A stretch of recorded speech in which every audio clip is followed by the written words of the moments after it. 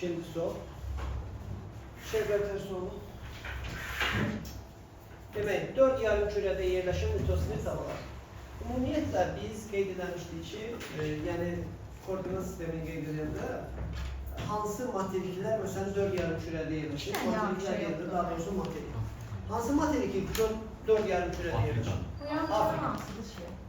Yarım kürələr, demək, ekvator xəttinin kəsdiyi, hansı ki şimal və cənuba ayrılan hissə yer kürəsi, bir də Greenwich və onun davamı, hansı ki 180 dərəcəli meridian kəsirə, onun davamı olan hissə 180 dərəcə və Greenwich'in kəsdiyi şərq və qərb yarım kürəsi, bir də ekvator xəttinin kəsdiyi şimal və cənub yarım kürəsi nə adlanır?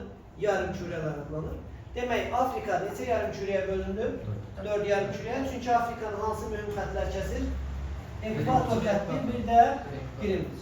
Ekvator kəsirsə şimala və cənuba ayırır, Greenwich kəsirsə demək, ekvator kəsir şimal,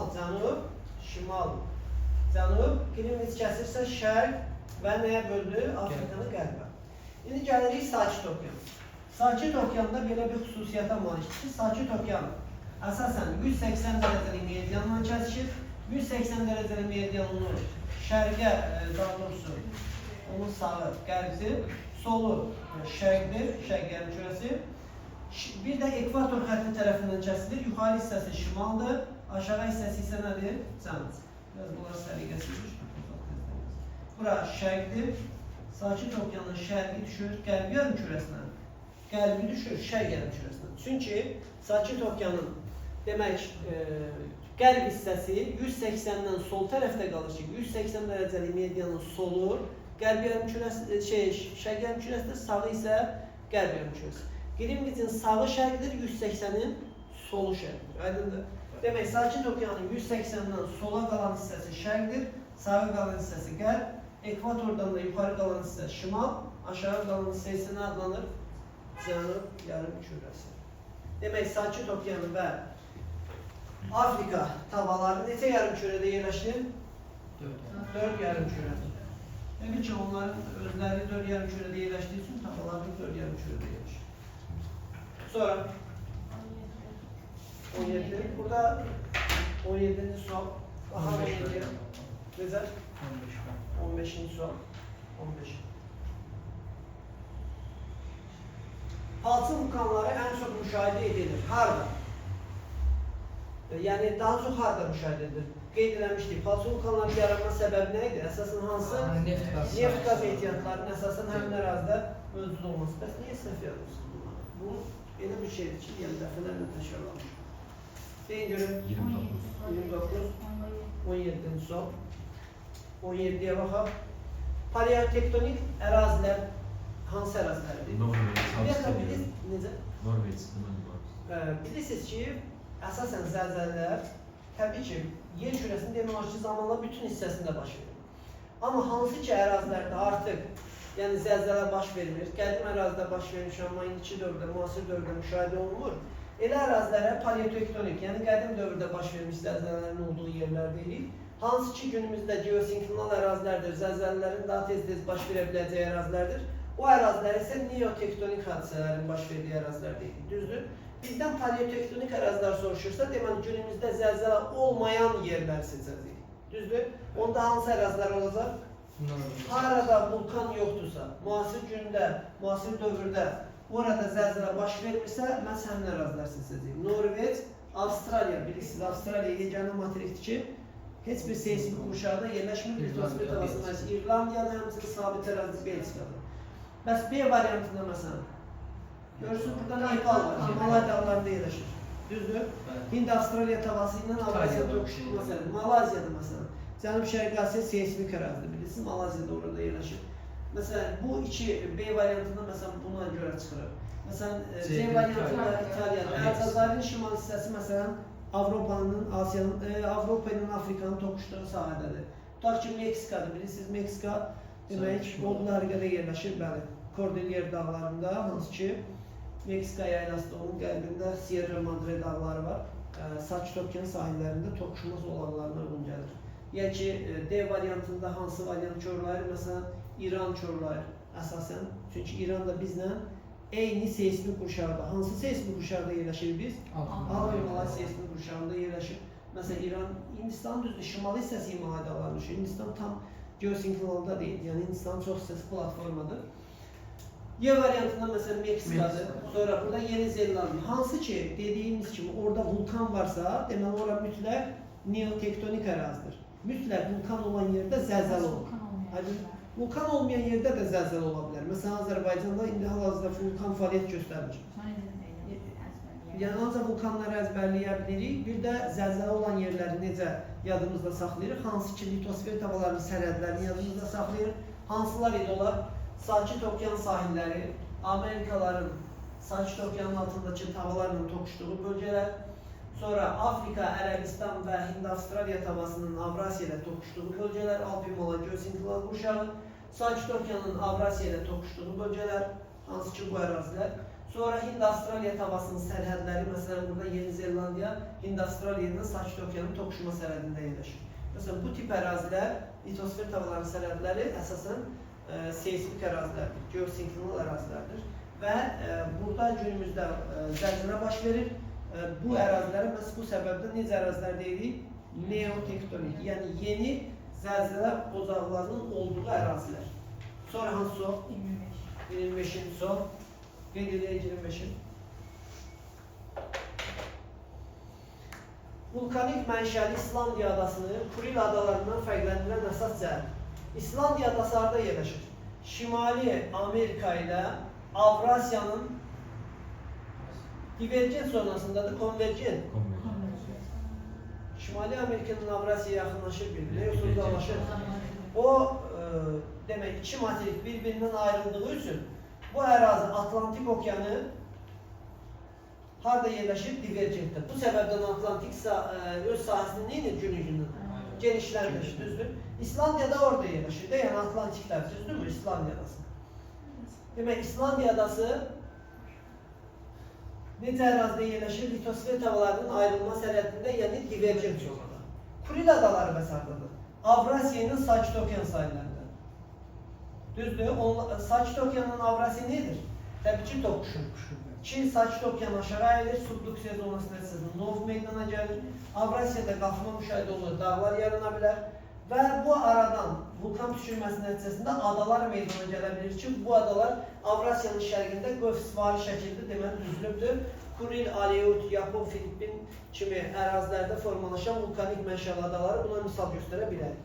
Bax, Kuril də onlardan biridir. Deməli, Kuril litosfer tavalarının divergent zonasında yox, hansı zonasındadır? Konvergent zonasında yerləşir. İndi gəlin suala baxaq. Deyək ki, Kuril adalarını vulkanik mənşəli demək, İslandiya adasını Kurildən fərqləndirir. Deməli, İslandiyaya əlaməti tapacaq. İslandiya materik və okyan tavalarının toqquşma zonasındadır. Dedik, toqquşmada deyil, İslandiya haradadır? Ayrılmada, yəni divergentdədir. Sonra materik tavalarının toqquşması yenə yanlış ifadə olunur. Tavaların bir-birindən uzaqlaşma zonasında yerləşirmi? İslandiya. Amma Kuril adaları Sakit Okyanının Avrasiyanın toqquşma zonasındadır. Kuril konvergentdədir. İslandiya isə haradaydı? Divergent. Divergent zonu. İslandiya ayrılma sərhədində. Yaxşı, sonra hansı son? Platformada filiz faydalı qazıntılar səthə daha yaxın yerləşir. Filiz faydalı qazıntılar səthə nə zaman yaxın yerləşə bilər? Qədim platformanın qalxan hissələrində filiz faydalı qazıntılar səthə yaxın yerləşə bilər. Əgər platformanın əyilmə sahəsidirsə, o zaman çökmə mənşəli faydalı qazıntılar səthə yaxın yerləşəcək. Aydındır, neft qazı. Məsələn, platforma əsasən 2 qatdan ibarətdir. Onun şəklini gələndə izah edəcəm. Testdə onun sistemi var. Sonra 29-cu sual əlbəttə.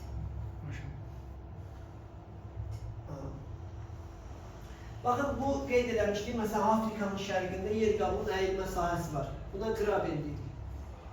Düzdürmü? Əyilmə sahəsi. Kənarların isə hündürləşmə hissəsi isə əsasən nə adlanırdı? Horst adlanırdı ki, qrabenlər ensiz dar, dərin çükərlilərə, çatlara, su dolara göl yaranırdı. Afrikanın şərqində yerləşən dərin, ensiz, uzun gölləri misal göstərə bilərik. Tanganika, Nyasa, Rudolf kimi gölləri, hansı ki, onlar Afrikanın şərqində bu hissədə yerləşir. Demək, bu onda Graben bölgəsi, yəni yer qabında materikdə yaranan qırılma zonaları daha çox Afrikanın hansı hissəsi üçün uyğundur? Şərq hissəsi üçün. O da cavab A variantı. Məlumatlı Afrika materikində olur bu da. Bu xeyr, sadəcə olaraq Afrika materikində digərləri ilə müqayisədə daha böyük həcmdədir. Məsələn, Baykal gölü özü də Qrabində yerləşir. Aynında qırılma zonası.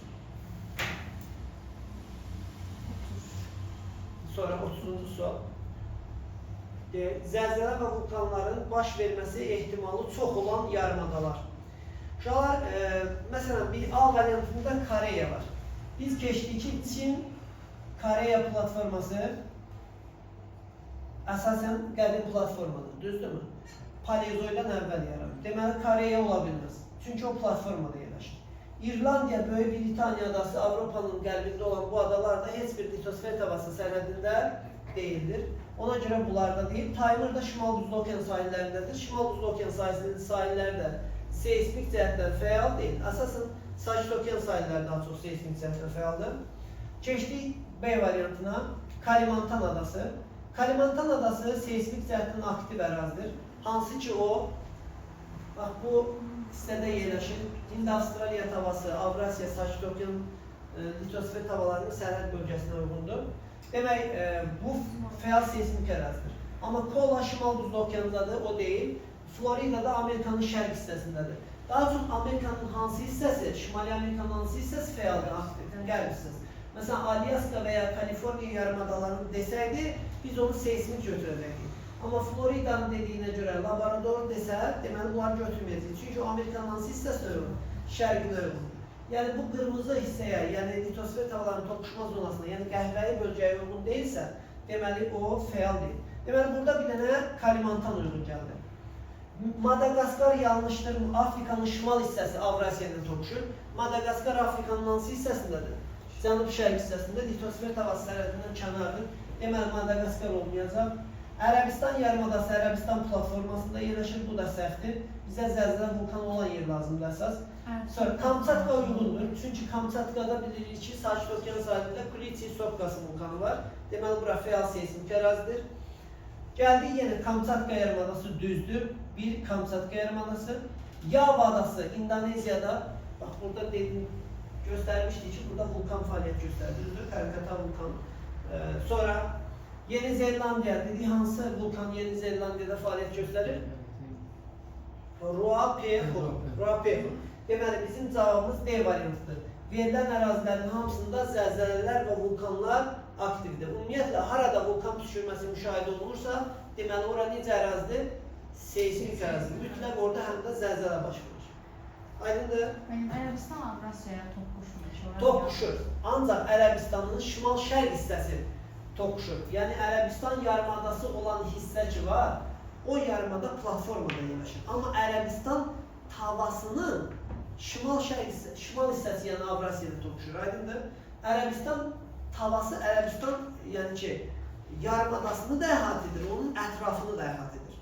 Aydındır? Ərəbistan yarımadasının ətrafı, hansı ki İran, İraq əraziləri müəyyən hissəsi, sonra bu Anadolu bölgəsi, Ermənistan, Azərbaycan, hansı ki onlar toqquşma sərhədində yerləşir, onlar seismikdir.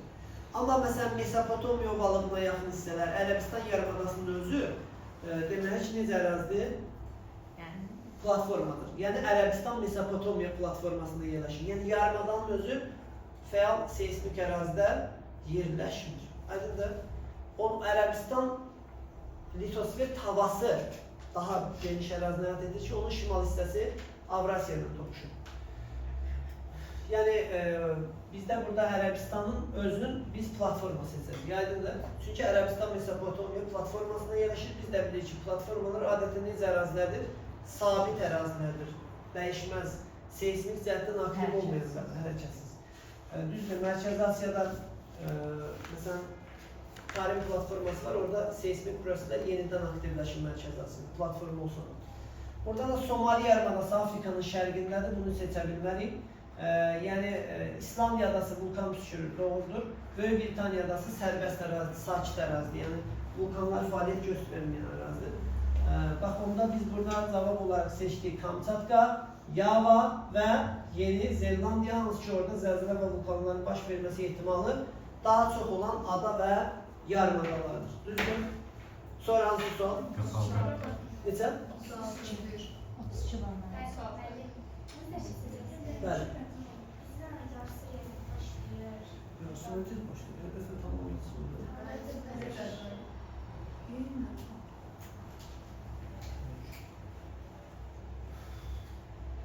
Ee, 32-ci suala baxaq. Avrasiya materiki hansı iri platformadan ibarətdir? İri platformalar Avrasiyada ümumiyyətlə 3 dənə əsas platforma var özündə. Sonradan Ərəbistan, Hindistanla birləşir. Ən böyük platformaları yadınızda qalsın. Şərqi Avropadır. Çin Koreya platformasıdır. Burada Cənubi Çin də onun təşkil hissəsinə daxildir. Sibir platformasıdır. Şərqi Avropadır. Bir də sonradan birləşən Ərəbistan və Hindistanı da götürmək olar. Aydındır. Deməli, Avrasiyada yerləşən platformalar sualına cavab olaraq biz qeyd edə bilərik hansı əraziləri? Deməli, Şərqi Avropa, Çin